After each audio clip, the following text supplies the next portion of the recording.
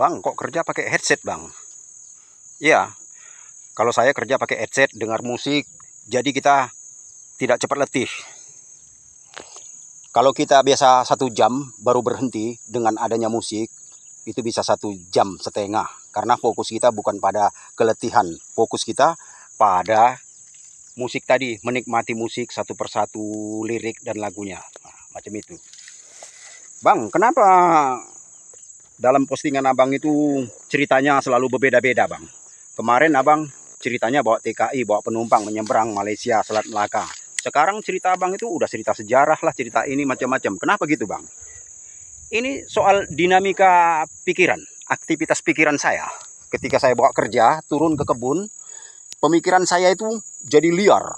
Inspirasi ini jadi liar, tak terkendali. Jadi dia melanglang buana pemikiran ini. Kadang-kadang berpikir ke arah sejarah, kadang berpikir ke arah angkasa, kadang berpikir ke arah teknologi, macam lah. Jadi ini dinamika pikiran, aktivitas pemikiran. Jadi melanglang buana adanya. Jadi kita untuk menceritakan ini kita kadang-kadang memerlukan orang yang untuk mendengarkan apa yang kita pikirkan ini. Tapi tidak semua orang siap untuk mendengarkan apa yang sudah kita pikirkan dalam kepala ini.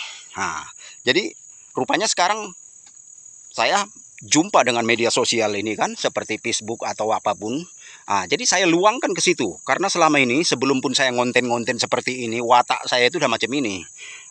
Selalu pemikiranku ini liar, ingin tahu ini, ingin tahu itu, ingin tahu ini, itu. Jadi macam inilah. Makanya kalau saya turun lagi seperti ini bekerja, ini kemana-mana pikiran saya itu. Jadi makanya itulah saya banyak tahu ini, tahu itu, tahu ini, tahu itu. Gimana caranya, Bang, biar aku seperti abang itu? Ini watak, hanya cuman watak, sifat seseorang, ingin tahu aja orangnya. Jadi dia selalu mencari-cari apa yang jarang dimengertiin orang. Apa aja informasi dunia dia pelajari. Ini bukan keterpaksaan, bukan karena konten, bukan karena untuk mengisi jadwal konten. Tidak, udah memang ada dalam kepala ini, udah memang. Jadi kalau soal bawa penumpang, bawa TKI nyebrang ke Malaysia itu, ceritanya belum habis. Paling bisa dikatakan baru sekitar 40%. 60%-nya masih ada. Tapi saat itu ketika aku mau ngonten, yang terpikir hal lain. Jadi itu yang aku ceritakan. Masalah orang mau dengar atau tidak, ya terserah lah. Apa itu, Bang, yang namanya egois? Nggak tahu lah. Saya nggak egois, tapi ternyata tayangan naiknya. Banyak orang yang siap mendengarkan, walaupun satu-satu ada juga yang mengkritik begini gitu. Biarkan orang yang mengkritik ini, biarkan. Kalau kau memang pandai, hei yang mengkritik. Kalau kau memang pandai dengan ceritamu, dengan sekolahmu, kata kau, cobalah kau buat. Kalau memang kau punya karya, buat. Kau buat cerita macam aku ini. Iya nggak orang mau like kau. Jadi biarkan orang itu. Jadi ini soal aktivitas pemikiran kita. Ada manusia itu yang dia memang malas berpikir. Ketemu dengan informasi ini, udah malas, udah ngeblank pikirannya. Jumpa ini, udah malas. Jadi frekuensi pemikiran orang itu berbeda-beda. Kapasitas pemikiran orang itu sama seperti macam kartu USD kita ini. Atau kapasitas memori dalam handset atau Android kita ini. Ada yang 50 GB, ada yang 100 GB, ada yang 200 bahkan lebih MB. Jadi setiap orang itu otaknya berbeda-beda. Makanya seperti saya, memang bukan saya biasakan, itu memang muncul sendiri dari pemikiran. Kepingin tahu ini, kepingin itu. Otak saya ini selalu haus ingin informasi. Selalu ingin mengkonsumsi pengetahuan apa saja. Tak tahulah. Macam itu. Jadi hal ini tidak bisa dibuat-buat. Walaupun orang mengkritik begini, begitu, itu karena konten. Bukan. Ini udah memang watak. Watak ingin aja mencari ini, mencari itu. Jadi memori di dalam kepala ini masih banyak hal yang untuk kuceritakan lagi. Masih banyak.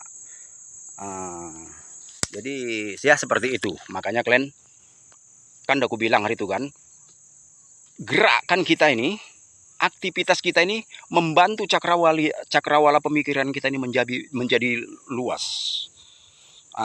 Bila kamu bergerak macam ini sirkulasi darah naik ke otak. Nah, otak itu tadi yang tadinya malas gini jadi mencari-cari.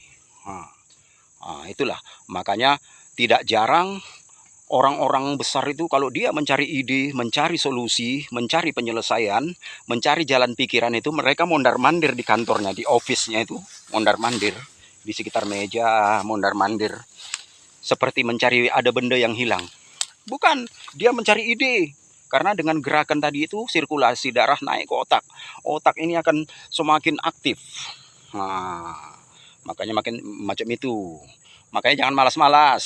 Jangan menghayal kamu nggak bergerak begini begitu, malas tapi pingin kaya. Betulnya bang, tapi banyaknya orang bang bisa kaya. Dia nggak mau kerja bang, cuma duduk menghayal aja. Oh, itulah yang orang itu perlu diginikan itu apa? Nggak usah diikuti orang malas, kata Thomas Alva Edison. Ilmuwan, pencipta, banyak dia ciptakan. Thomas Alva Edison ini katanya 99% kerja keras, hanya 1%. Selebihnya hanya 1%. 1%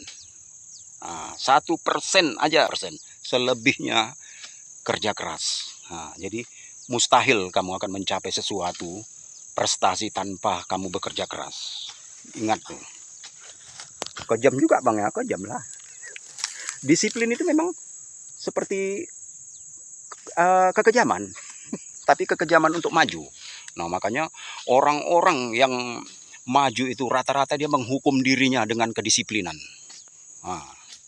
Kamu tengok tuh Jepang yang saya ceritakan itu kan dalam konten itu kan, begitulah kejamnya orang itu. Tapi begitulah orang itu menghukum dirinya untuk berdisiplin. Wajib harus baca buku dalam sehari, wajib harus menuntut ilmu, wajib harus begini, semua diatur dalam kedisiplinan.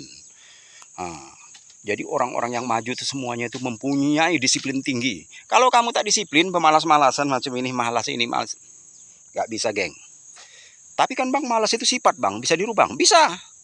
Untuk merubah sesuatu itu, sampai dia menjadi diri kamu, sampai dia menjadi mendarah daging, menjadi refleks, menyatu dengan dirimu, itu dibiasakan dalam 21 hari.